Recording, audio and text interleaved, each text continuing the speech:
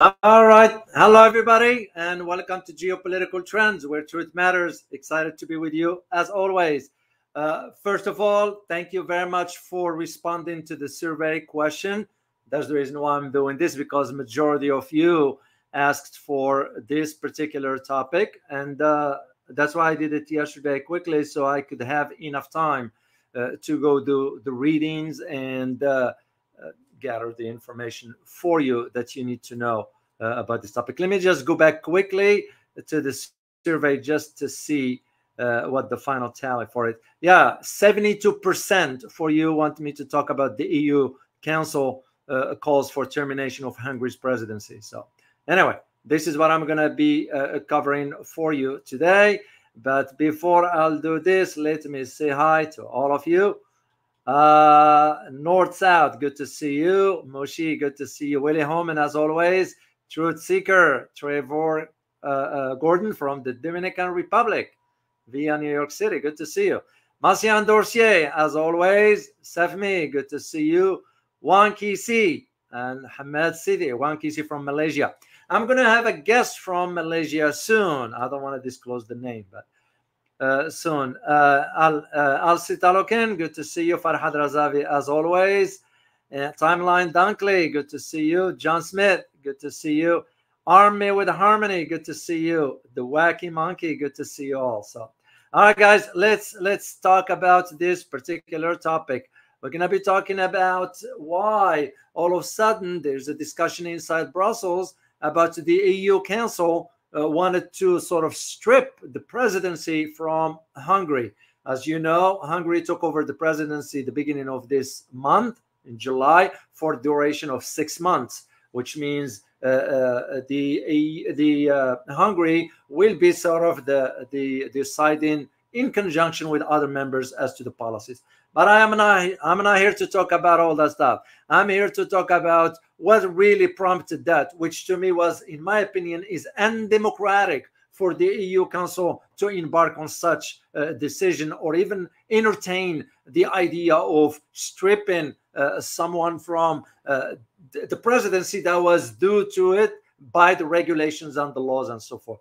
And that's why you see it almost like it's a reflection of the reality about the true meaning of democracy. We only use the term democracy when it suits our needs. When it doesn't, we kind of, and this is exactly what the European Council is doing. So I'm going to share some pictures with you, and this is, by the way, image of Mr. Orban with the European Council when he took over, and it just was shocking and surprising. So, but before we do this, you need to ask the key question as to what can we think about all this, and within what context we need to place this one. Well, the first one is why the EU Council is so upset. Why? Okay. Second thing, why is Mr. Orban being punished? So almost like, to me, he's doing the right thing. Once you get to know the details, which I will share with you soon. Third question, should Hungary start to consider leaving the EU altogether? There are some countries that, even though they are member, they're saying the policies of EU is kind of like a strangulation for them. And the fourth question, because this decision didn't happen in a vacuum. This one is tied to NATO, believe it or not, because the European Union as a whole is another backdoor for NATO. This is why both entities, NATO and the EU, are pivoting east, especially when making deals with Japan and South Korea, and soon Philippines, which I will be detailing some stuff for you. So, and the question is, which I am sure you do have an answer for it, is NATO a threat to global security? So, because we're going to be touching on NATO as well during this conversation, because the meeting the summit rather just convened in Washington, just concluded rather in Washington, D.C., with some final communique, and I had a chance to read it. Well, I'm not going to read its entirety. Of course, it's so long. I'll put the link for you, but I am going to share with you the key aspects to it before I'll delve deeper into really why Mr. Orban is being targeted. And by the way, Mr. Orban attended the meeting in Washington along with another meeting with the presidential candidate Donald Trump. So what happened with NATO? Final communique. It announced that now it's going to open an office in none other than Amman. Amman is the capital of Jordan in West Asia or the Middle East. Makes you just wonder, what the heck is NATO going to open an office in Jordan? The same arguments can be made about why NATO is about to open an office in Tokyo, Japan. And the reason being for NATO in the Middle East or West Asia has twofold. One of them is to ensure the survival of the monarchy, because remember, King Abdullah is British by citizen, because his mom is British. Yes, he's the king of Jordan, which is the key to that is, and please, I might be wrong, but to me, that's how I read it, is that people in Jordan are pissed off with the monarchy, given its possession on Gaza, because Jordan is in bed with Israel behind the scenes. Let alone another issue is that Jordanians just found out, which is a few months ago recently, that they have U.S. military presence on their soil without their knowledge. Of course, the Jordanian government came over and sort of said, no, they are not on U.S., they are not on Jordanian soil, they are on the Syrian because it's on a border. You remember when the base Tenef was targeted? Because it has U.S. military presence on there. So with all this, when Stoltenberg came and said, and I quote, Jordan is a long-term and highly valuable partner for NATO, end of quote. You all see the reading for it. That's from one. Second is because the key countries in the region, especially the Gulf, Jordan is useless. Jordan is weak. It's small. I'm talking about Saudi Arabia. I'm talking about United Arab Emirates, Bahrain, Kuwait, Qatar.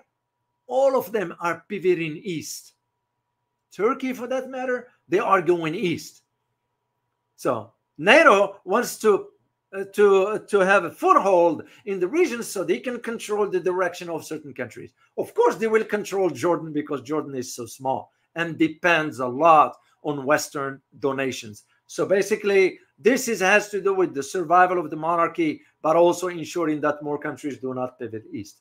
Because here is part of this final communique also that stated that now NATO is considering expanding its partnership in addition to Jordan with countries like Iraq, with countries like Tunisia, Mauritania, and the whole Mediterranean region.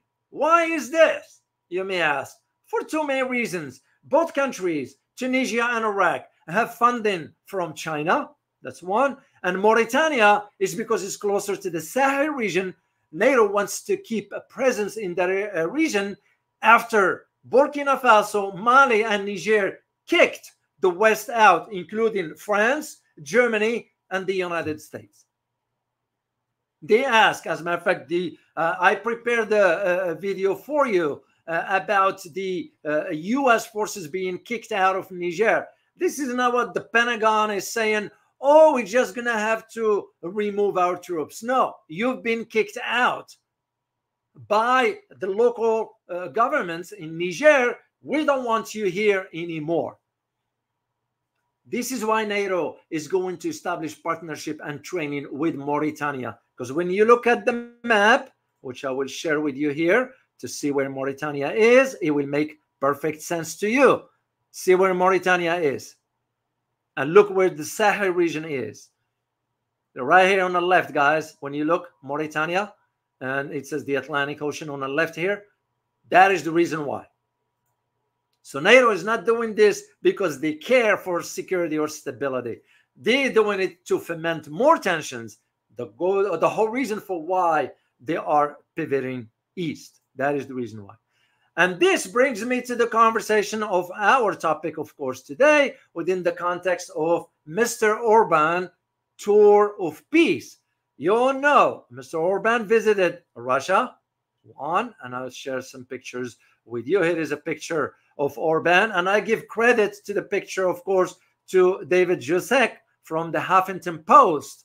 And I do have a link for you for Huffington Post for the articles I wrote. So I'm going to post them for you at some point. Actually, I'll show them to you right now. Both of them are from articles from my articles from South China Morning Post and from Huffington Post. They're about almost like some 56 articles or something like that. When you get a chance, read it, but I'm going to post it for you later on. So for now, suffice it to say that part of the problem is because Mr. Orban went to Moscow and met with the Russian president despite the EU being upset.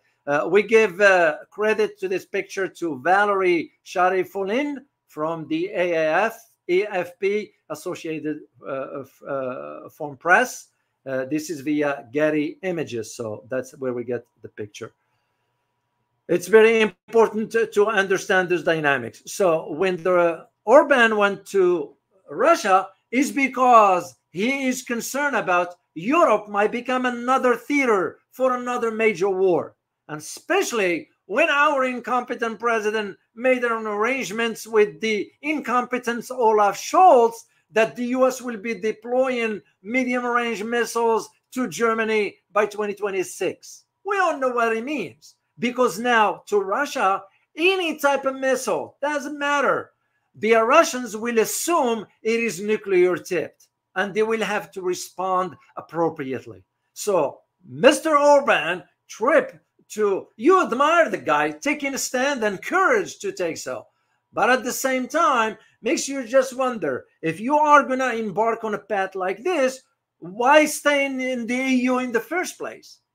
I know for economic incentives, but you have now alternatives. And what are the alternatives? BRI. What are the alternatives? BRICS. You know, that's to me, you know, it's kind of, you can't have it both ways. And you're going to have to make some tough decisions here.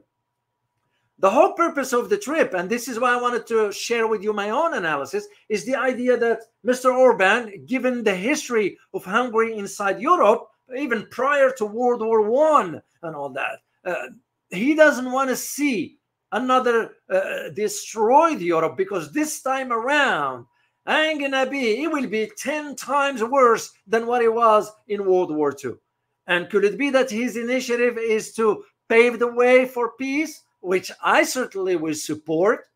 Anybody on a right mind will support this, but not NATO, not the EU, not the collective West, not the United States. It's because we wanted to foment more tensions. So, and this is why the EU now, the European Council, is going about deciding, well, no, we're going to have to sort of punish now Orban by stripping presidency, which will be a violation of the protocol, even within the EU itself. But at the same time, where is this rule of law, rule-based order, and democracy and all that? That's nonsense. So, by the way, I need to give you just a brief synopsis about what is the European Council. So you need to know a little bit. I have a picture here for you of the president of the European Council. Another just incompetent, stupid, and irrelevant. His name is Charles Michel. It's a pathetic. Anyway, he has to follow orders from his boss. His boss is Ursula von der Leyen, and Ursula von der Leyen, the liar, has to follow orders from her boss, which is the president of the United States. Chain of command. You know, that's just how it is. So, well, European Council, what is it? It is defined as the political that's the one that defines the political direction and priorities of the European Union. Well, which priorities are we talking about? The priorities that Washington will dictate. This is no different than, for example, in the case of Australia. The decisions inside Australia are not made in Canberra, they are made in Washington. The decisions in Manila are not made inside Manila, they are made in Washington. Decisions in Seoul, in Tokyo, not all of them are made in those respective capitals, they are made in Washington. And soon with my big concern about Wilmington, New Zealand is coming to the fold. I hope they take a step back and rethink some. Now, the members of the European Council, usually it's a head of state governments within the EU countries, and they have a European Council president and European Commission president. So, and of course, the president of the European Council is Charles Michel, the one I showed you. So, now, what does the European Council do? Well, as I mentioned, it directs and defines the EU's overall directions and political priorities. However, there is one caveat here. The European Council does not have the authority to pass laws. Okay? This is very important. Why? Because now they are trying to strip the Hungary of its presidency of the European Union. So whose decision is this? Makes you just wonder. This is what I'm saying. Well, the use of democracy when it's convenient. Simple as that. So the European Council, of course, nominates and appoints candidates to certain high-profile EU, assuming they meet the standards of Washington. That is what. There is one position that Europeans decide on it, not the Americans, but we do play a role behind the scenes, and it has to do with the ECB, the European Central Bank. Boss, that's what it is. So it's very, very important to understand that. And that's all I'm going to share with you about this one here. I'll provide you some links and all that, and we'll go from there. For now, suffice it to focus our analysis about really what's the meaning of the trip. What is the meaning of the trip when it comes down to the global security? This is not about just Europe. This is about preventing a catastrophe from happening, because it is, given what NATO is pushing for. And that's why Mr. Orban, despite whatever, made the trip and met with the Russian president in Moscow. So, and right after that one, Mr. Orban made another trip to China and was granted an audience with President Xi. But again, we heard what the Chinese just issued yesterday, a stern warning to NATO. Because the logical question we have to ask ourselves is why the heck NATO is going all the way to Asia for? You have to understand the reasons why, guys. This is beside just fomenting tensions. There is something behind the scenes. It has to do with the economic prosperity. I just had a chance this morning to participate in the panel for the multipolar peace. And I will release the video once I get the footage and all that stuff. It was an interesting conversation. I know it was a little bit long, and I am going to suggest for them to cut it short a little bit, because you can't stay for 2 and 3 hours talking. You lose your audience for that. So we're working through it. But the whole point of it is for Asia, Asia is moving forward, progressing economically, and we wanted to slow down or even reverse that. And this is where the role of China comes in, and other Asian countries, including ASEAN bloc. But for ASEAN, I will always be worried about Philippines. And I'm going to share with you why regarding the Philippines as I move forward. So the trip of Mr. Orban to China was also to converse about a peace initiative regarding the Ukraine-Russia conflict. On the other hand, China did propose, and I did talk about this. I don't want to go over it again and again. I did talk to you about when the Chinese proposed the 12-point plan for resolving the Ukrainian conflict, and we rejected it from the get-go. We said no. Why? Because we don't want any initiative to come from non-Western country. Because here is why. Here is why, guys. Because no Western country will embark on such initiative without the approval of the United States. This is why we didn't want it from another country outside the Western world. Because China doesn't behold to the US or to any Western country for that matter. Other Westerns, the like of Britain, Germany, France, Italy, all of them are nonsense anyway. Vassal states, if I may use the term, they won't be able to embark on such initiative anyway. And now Mr. Orban is saying, no, I am going to go and I'm going to meet with the Chinese president and I am going to discuss the initiative peace, see what can China do. Well, what can China do?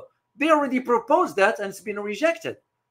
China also know where to draw the line as far as not to get too involved in something that would not be futile, that would not be working or rewarding for that matter.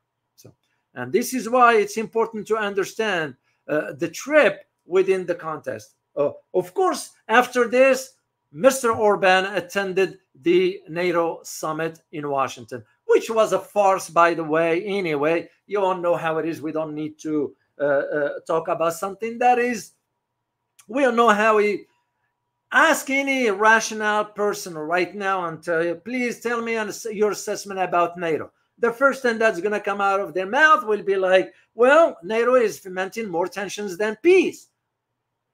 Second is, when NATO is planning on expanding in Asia, what happened to that North Atlantic Treaty Organization, North Atlantic? Why is NATO going global for? Because that's what it is. Why is NATO going to Mauritania in Africa and Jordan in Middle East or West Asia? Why all this? But there is a key to all these guys, especially for Asia. And I intend to invite a guest here. I'll address this with him, but I'm going to share with you my own assessments and analysis about this. Asia has a key and has a way of pushing back against NATO. But this one is going to, a role be played, of course, by China, but along with other Asian nations. I won't count on Philippines, I won't count on Japan, and I won't count on South Korea. The rest of them will. Specifically, ASEAN countries, excluding Philippines from this. ASEAN countries. ASEAN countries can play a major role. And the way you may ask yourself, how so? Is by having China strengthen the economic ties with ASEAN. Because this whole move of NATO into Asia ain't about just military. It is about, as I mentioned earlier, preventing or slowing down the economic progress of China and Asia for that matter, because Asia now is the hub of the global economic order. It's a fact, it's a reality, we just do not want to accept it. This is what's at the heart of it. But again, how can we assume this one and realize that you do have some weak links, like Philippines when it comes down to ASEAN and India when it comes down to BRICS. However, for India, which brings me to the, since we are conversing about that part of the world and so forth, makes you just wonder about the recent trip of Prime Minister Modi to Russia. Is this a signal from India to the US, or is it, what is it? I personally sort of not clear about the true intentions of India regarding this aspect. Of course, India will have to look after its own interest. I'm not arguing against that, but I'm also seeing where the interest of India can be well served without having to go all the way to Russia is next door with China. Resolve your border issue and things will take off in a different direction. Will India be willing to do that? I don't know.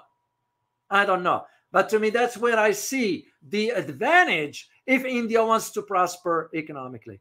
To apply the same concept, and by the way, this will apply to the whole Southeast Asia region. Look no further than Cambodia right now. Look no further than Vietnam, Thailand to a degree. I mean, what do they all have in common? Economic ventures. With whom? With the US? No. What have we built for that? I mean, look at us in Afghanistan. What have we built for the last 20 years in Afghanistan? And again, you can't shy away from the truth. It's my country. I understand this one, but I don't shy away from it. You know, pains me to say what I'm saying, but truth matters. When my country does wrong, I have to say it. I can't be cherry picking about the wording of it. And I wish some politicians will be listening to this because they need to hear the word as they are, the truth as it is. Not some, because I have some political aspirations. But I have none. I have none, and I am not interested. I was asked to run for Congress. And I was like, what are you, smoking weeds? No. No, for the amount of corruption that exists, I am not interested. So I hope some politicians will listen to this. So the whole idea to think in terms of Asia as a whole, they need to think of a strategy how to push back against NATO, because NATO is going. It's a fait accompli. There is no if and buts. It's a matter of how. This is why China went ahead and issued the warning. It was a stern warning to NATO as far as what is stated, that it's China, and I put it in quote, that China is the conflict between Ukraine and Russia is enabler. Oh, come on. Come on. Let's really find the truth, who's the real enabler is, when we are allocating another $43 billion for next year to Ukraine. For what? We are going to be placing now missiles in Germany between soon by 2026. We are going to be now sending F-16s to Ukraine, which, by the way, nothing but hypes. It takes 3 to 4 years to have an F-16 pilot well trained. Who's going to fly those planes? And those planes coming, by the way, from Finland and from Denmark, which Finland, by the way, it's done for. Gone, that neutrality of Finland, or Scandinavians, all of them for that matter, Sweden, Denmark, Finland, Norway, and Iceland. All of them, no exception. Because it turns out that they couldn't take stand. And now they're going to become a target. And they have already became a target. There is no ifs and buts. Because mark my word, how the Russians think. The Russians think anytime there is an installation of missiles, the assumption in Moscow is that those missiles are nuclear tipped. You remember Larry Johnson talked about this one here? Spot on. It makes sense. So this is what they're going to be thinking about. And this is why the trip of Orban to Moscow, the trip of Orban to China is for the purpose of one is to ensure the safety and peace in Europe, and 2 is to ensure also safety and peace in Asia by having a conversation with President Xi about the big picture. And this is why the European Council wants to strip him out of, meaning Orban, out of the presidency, which is against the rules. You can't change horses in the middle of the race, because if we are to do this, why not? Let's say, for example, you get a president, you elect for a president. It's like UK, for example, even though UK is not an EU member, but just as an example. What's his name? The incompetent Steinmeier, he just flipped regarding the Gaza issue. Why? Because he won the elections. Why shouldn't we apply the rule and yank him out of that office? We don't want you here. See what I'm saying? Democracy is used when it's convenient. And that usually really does not bode well for the credibility of the institution that is talking much about it. If you notice recently, most of the statements coming out of Western institutions do not talk much about democracy anymore. If you notice, it's still some words here and there regarding human rights, regarding the rule of law, but hardly you hear the word about democracy. So, and this is part of to understand why the EU got so upset is because you got somebody from within challenging the status quo, challenging the narrative. Yeah, listen to what the president of the EU Council said. It is time to rein in Viktor Orban, a rogue presidency of the council. That just shows you right there. Because Hungary took over on July 1st for the next 6 months. I mean, they can't do that. They can't do that just because he embarked on a peace mission for the sake of us, all of us, humanity. They're almost punishing him for that. That ain't right. It's not right. And this is where I'm saying European leaders cannot think, not all of them, but also Orban will have to think, where do I fit in with these institutions? Can Orban survive without being part of NATO? What do you guys think? Please yes or no. Just leave me an answer in the chat box, and I'll repeat the question. Can Hungary survive without being a member of the EU? Yes or no? And I'd like to look at your answers. And thank you for participating in this conversation. Sifami, you're right. Jordan can only lie to its people. That's a trademark for Arab leaders. Yeah, all of them, no exceptions. Look where they are.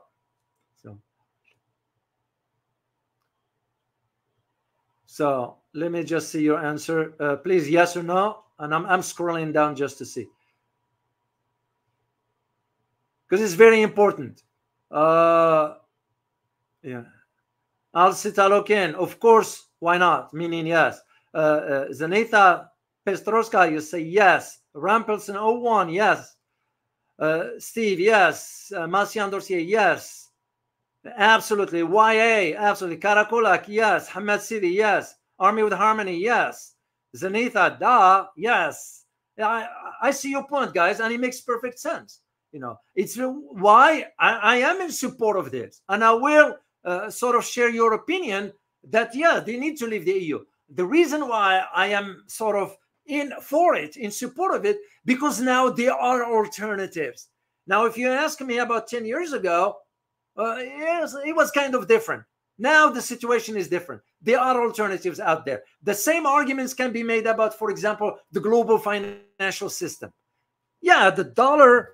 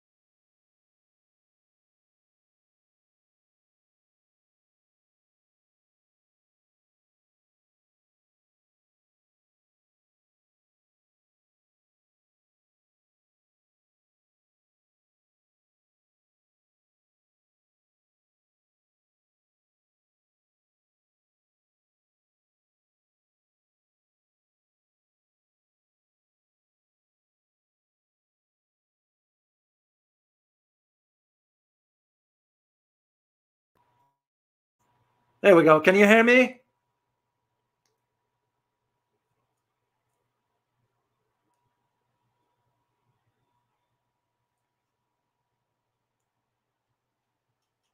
Yeah, please give me a thumbs up if you can hear me. Wow, what happened? There we go. Thank you, Farhad Razavi. Oh my God, what happened? Rewind 5 minutes ago. Okay, I'll go back. Why not? Even though I forgot what I said. So basically what I was saying is the idea of Orban kind of making a decision whether to stay in the EU or exit. And what I argued was that there is an alternative right now. Now, if you asked 10 years ago, it was a different story. But there is an alternative right now. That could be BRICS, that could be the BRI, there are other alternatives. That's my point. And the same argument, like I mentioned 5 minutes ago, the idea that the financial system now, because there is now an alternative to the dollar, that doesn't mean the dollar is gone. The dollar will always be there. Whether strong or not, that's subject to more debate as we move forward. But the idea is that countries looking for an alternative. Do I want to trade in a dollar or do I want to trade in another currency? And that's the same arguments can be made about Hungary making a decision to get out of the EU. The same way UK did it when they said, we want out of this EU. Who gives the EU the right to dictate to us our policies? It's right. It's a fair question because EU now, if you are a member, they will have to dictate to you the immigration policies, the health policies, the fiscal policies. Well, wait a minute. Aren't we a sovereign state? What are you dictating to us for? The same argument I'm making, and that was my point of what I talked about earlier. The idea that Hungary can make that decision because there are alternatives.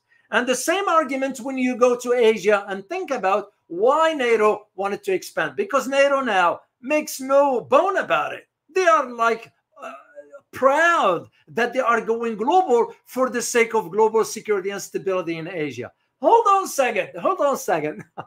What stability are we talking about? Because there are no conflicts to begin with, unless the ones that we are creating or we are fomenting. And like I mentioned earlier, because you guys couldn't hear, but I asked you a question, and the question was, the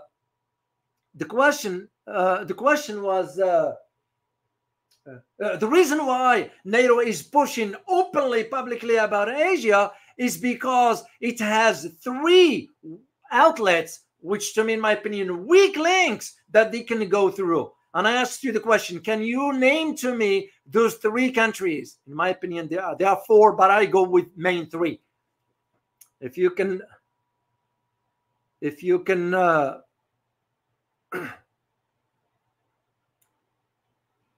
name those countries.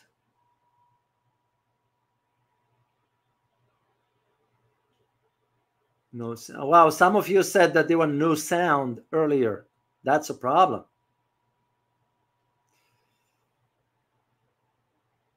No, the 3 are Steve, Hosea, you said Japan, Philippines, Australia. You're sort of right. Australia is part of it. I'm looking for another country there. Zanita, you got it. Philippines, Japan, and South Korea. Of course, Australia is part of this. This is why, if you know who was behind Quad, who was pushing for Quad, by the way, guys, just to ask you, who was pushing for Quad? And this might surprise you. Let me see your answer, because you need to know this one here. Who really was pushing for Quad behind the scenes? And as I said, this might surprise you. One particular country.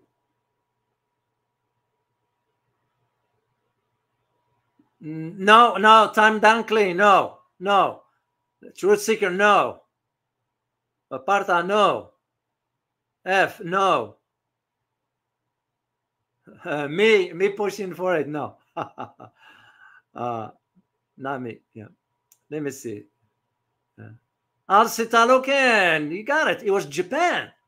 It was Japan that was pushing for Quad behind the scenes, because Japan doesn't want to come openly and advocate for whatever, because Japan, why is this in your opinion? It's because of the economy. Japan's economy has been stagnant for the last, 2-3 decades or so?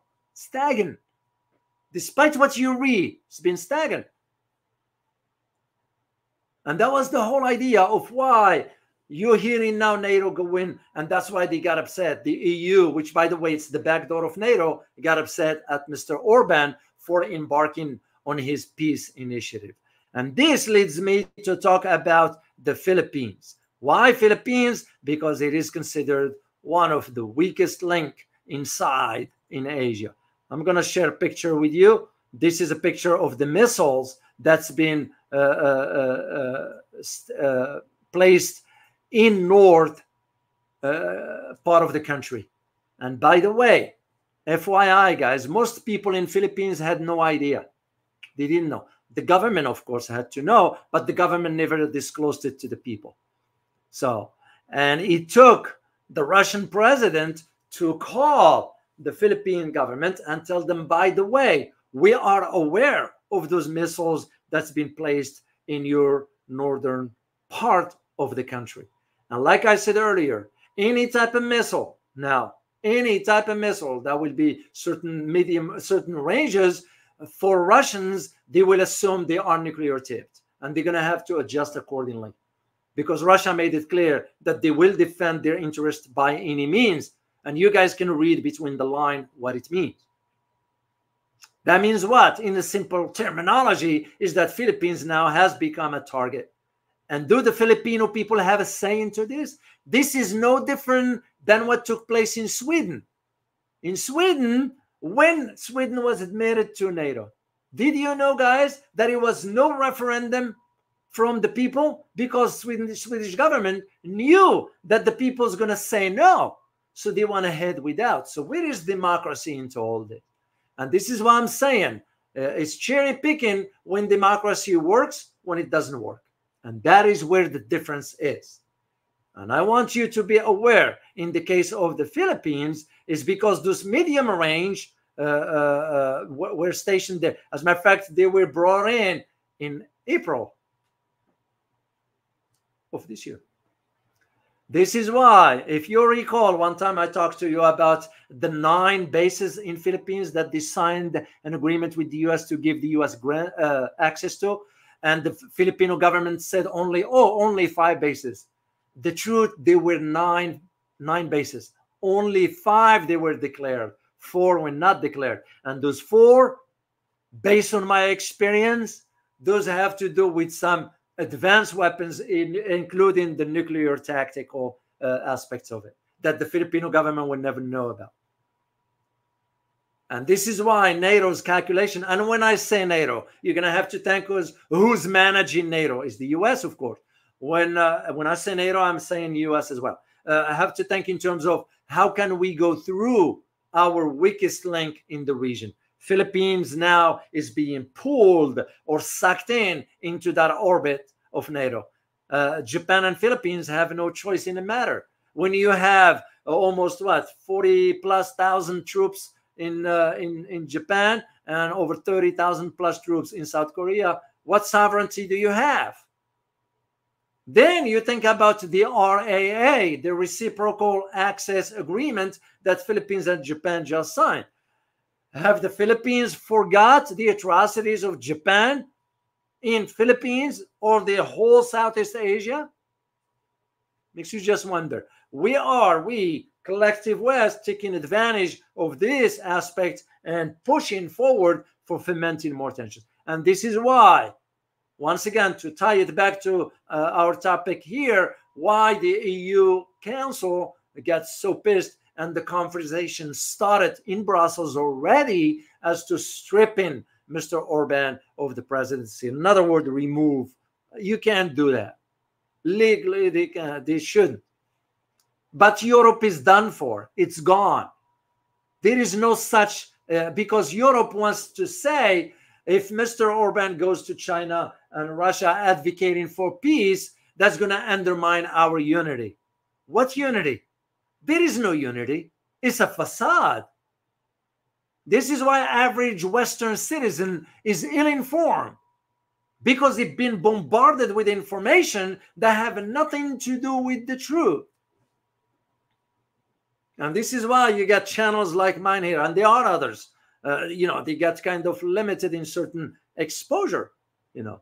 People won't want to listen to this stuff like it because their brain is so limited. They can't process this kind of information. It's too much. What they want to watch is the silly stuff. And that's why the intellectual level stays stagnant. You wonder why people in a matter of a year or two or three or four, their intellectual capacities doesn't evolve, stays where it is or where it was 5 years ago or 10 years ago. And I'm not putting anybody down here, guys. That's not what I meant. All I'm saying is facts. This is when you think about like the conversation we had today in the multipolar peace panel, the issue of education came up. And I voiced my concern as to why I left, for example, a well-established institution here in the United States when I used to teach both at the graduate level and undergraduate level. It's because you have to now worry about how students feel, or rather how they think. Something you don't see in Asian culture.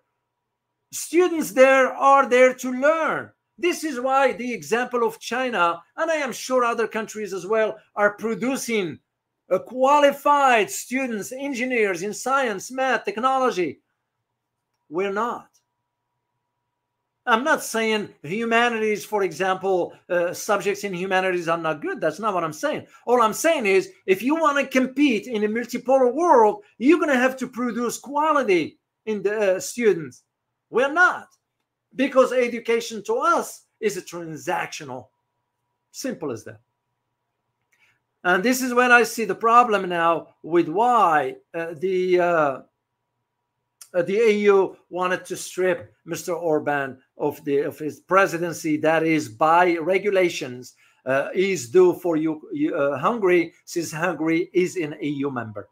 Could it be that now Orban will have to consult with his advisors as to, is it time to pull the trigger on getting out of the EU altogether? I don't know. I don't know. But something that is worth exploring, and look at all the legal aspects of it. UK did it, and maybe France. But France, I don't see it doing it with the current government because those are subservient to the US. And even if the far right takes over, don't expect much. The change will have to come from within the people themselves. It's not the government. The government is not going to do it. I mean, look at it now already. Western governments are already talking about the major events that's coming up in October. They're already preparing psychologically to manipulate the masses like what we experienced a few years ago. And you know that word, the COVID, right?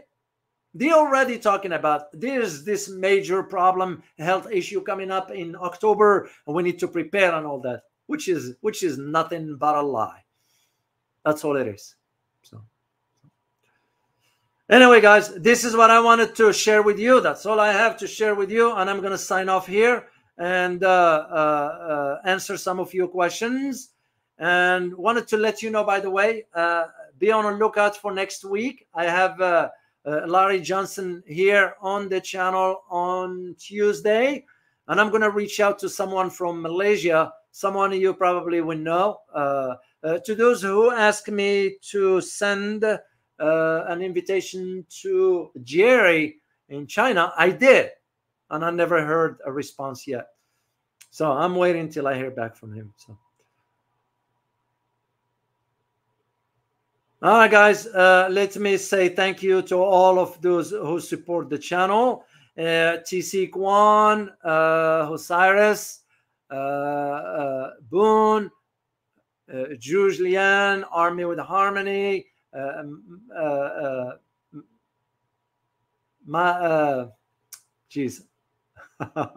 drove blank on so many names.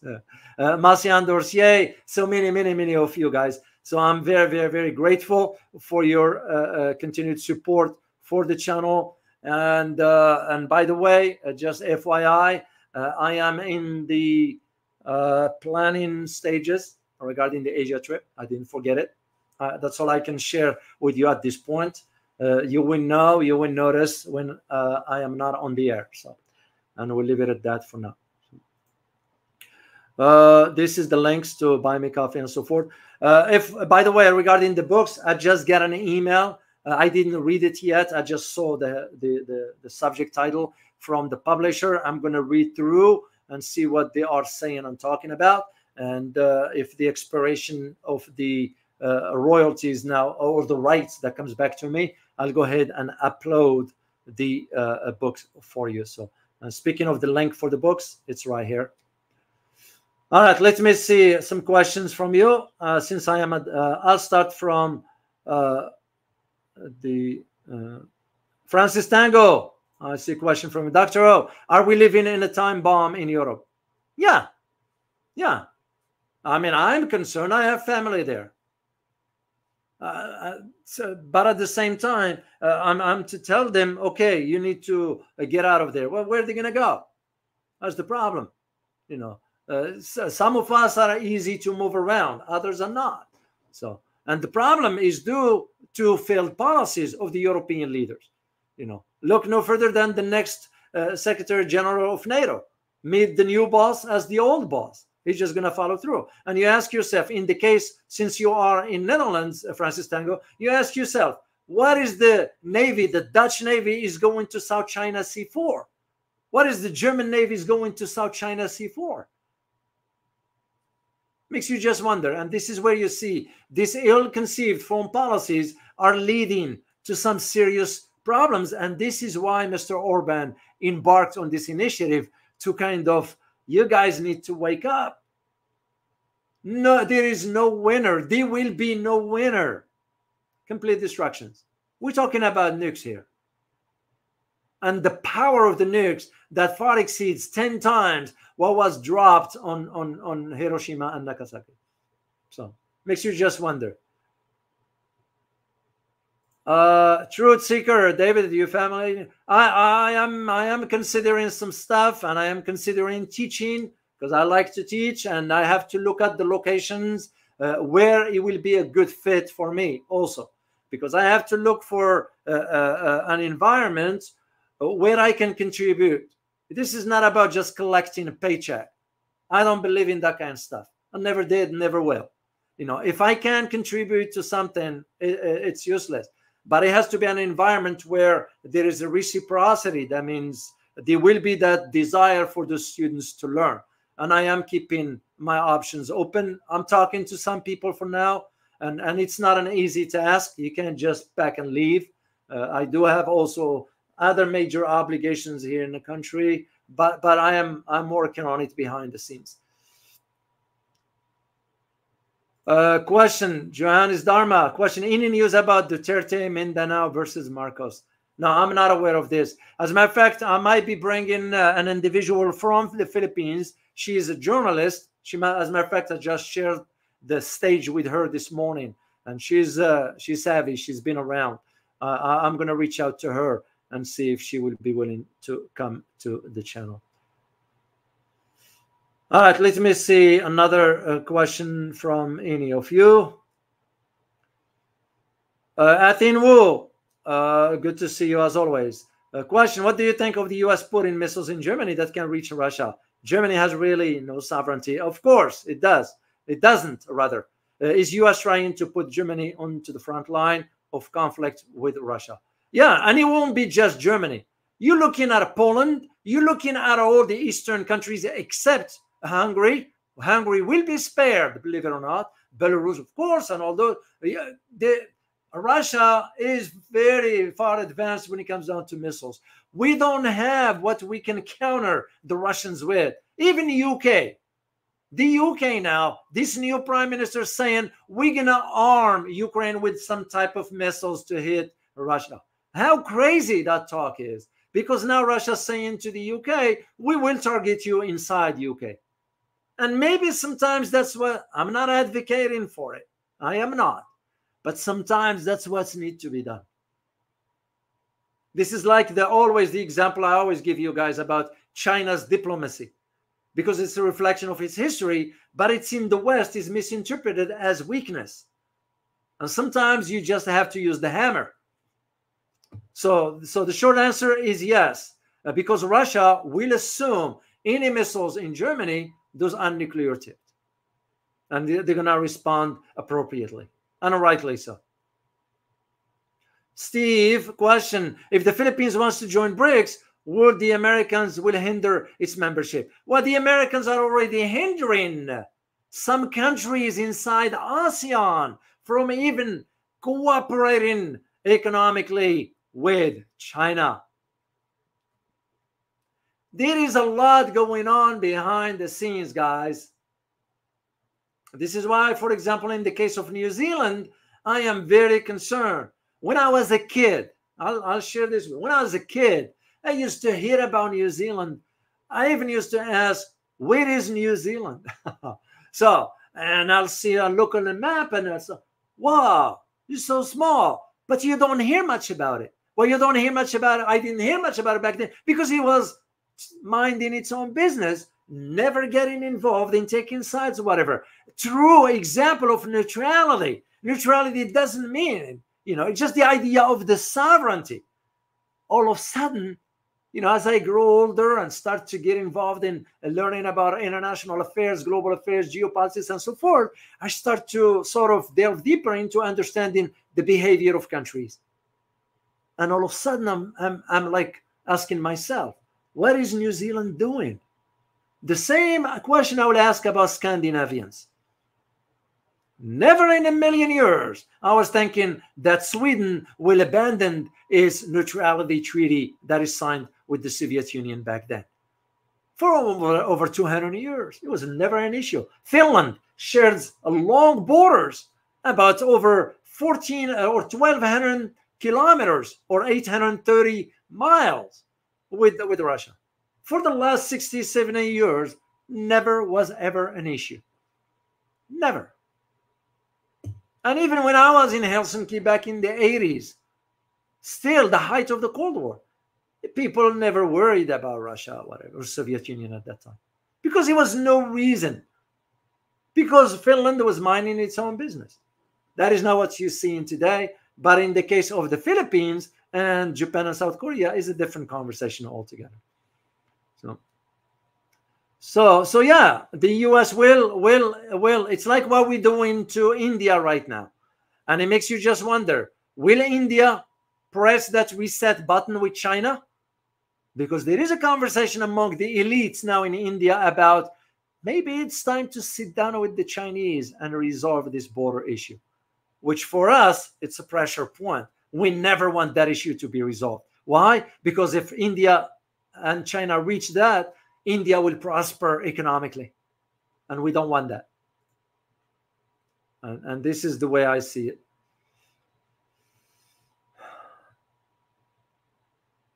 Guys, I see one last question, and I am going to go do a little bit of work.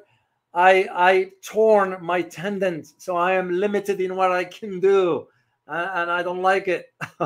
I like to stay busy, but I got other stuff to do anyway. I'm going to work on some other stuff. Last question, I'll take it from Truth Seeker. Aren't the U.S. troops in Philippines sitting duck if war occurs? Same in Japan, same in South Korea, and soon to be in Australia, because we do have some presence in Australia, and we do have a small presence in Cayman Island. So very, very small. Yeah, they all will be within reach, And later along, that's one of the topics I'm going to be addressing with Larry. Even with this push of NATO to Asia, can we fight the Chinese? Let's just ask ourselves, can we one-on-one fight the Chinese and win? I don't think so. You ask anyone with a military background, with an understanding of the strategic aspects of military conventional war, we stand no chance. Yes, we do have weapons, whatever, all that will come will be useless, because China has developed some other aspects that can now sink an aircraft carrier in no time. Plus, China has the advantage, logistical one that is. So, all right, guys, I hope you'll find this very informative. Sorry for the silence period there. Just when you watch this again, just fast forward that. It is what it is. There are certain things out of my control. I can't help it. And I'm going to go back and look whether it was on my end or just something in the system. And I will let you know next time we do live stream, because to me, transparency is very important. As always, I greatly appreciate you. Remember to join me next week. I'll prepare something on Monday, but for Tuesday, I have my interview with Larry Johnson. As always, remember, geopolitics impacts your daily life in more ways than one. Till next time, guys. Bye-bye.